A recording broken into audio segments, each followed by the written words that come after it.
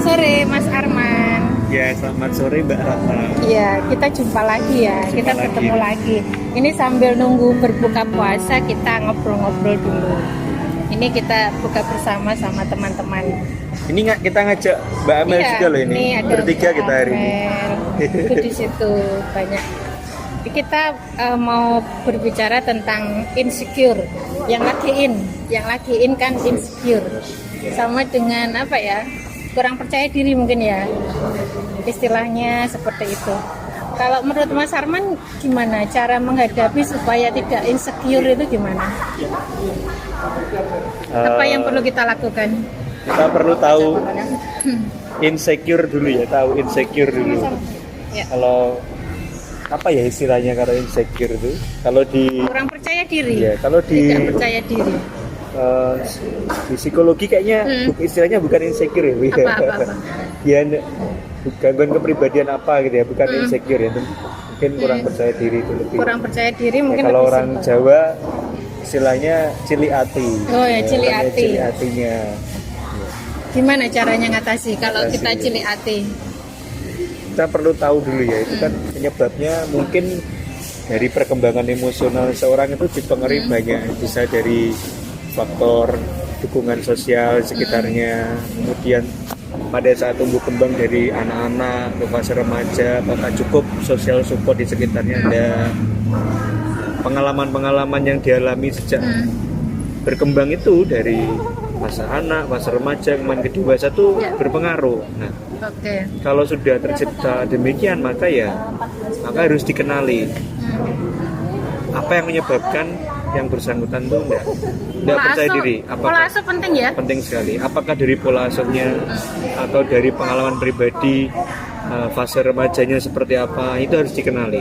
Nah, sehingga kita tahu bahwa kurang percaya diri itu apakah kurang percaya diri hanya kurang percaya diri saja yang bisa dilatih atau karena memang terbentuk dari mekanisme pembelaan ego yang salah, yang istilahnya terbentuk dari sesuatu hal yang traumatis sebelumnya. Nah, ini yang berbeda dan tentu cukup sulit ya kalau tidak seperti yang kurang percaya diri yang seperti orang kenali sih.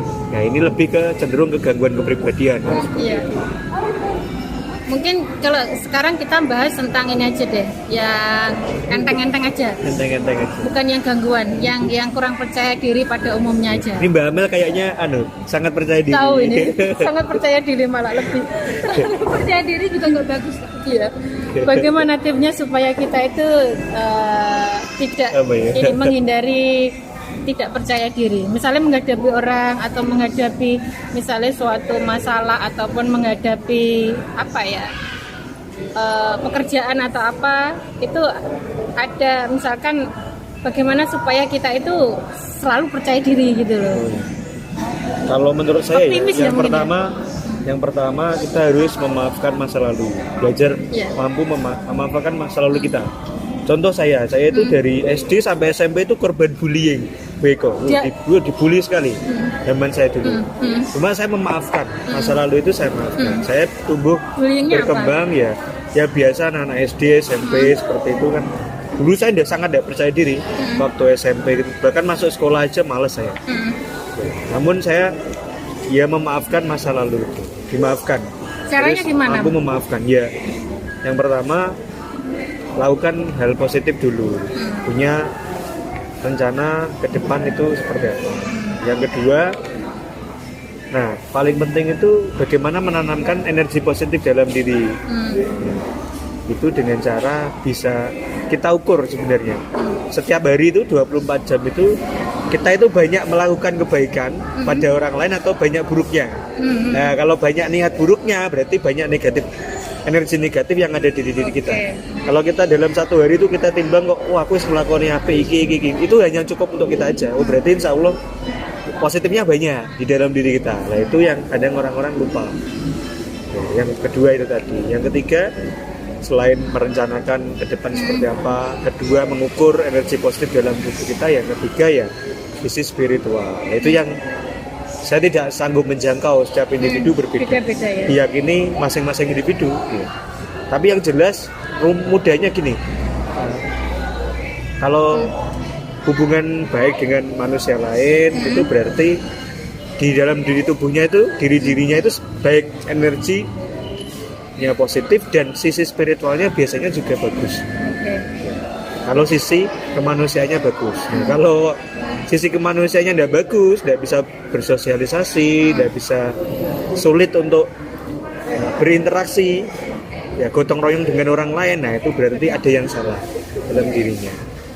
Ya, seperti itu aja, 3 itu. Tujuan, Ya. harus punya tujuan masa Dengan depan. masa depan dan memaafkan masa Ya. lalu ya.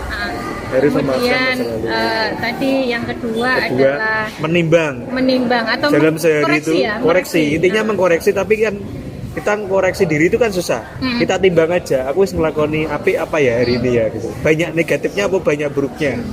Atau mungkin Giling-giling ini gitu. ya bisa meminta pendapat orang yang melihat kita, mungkin suruh Boleh, menilai ya. silakan.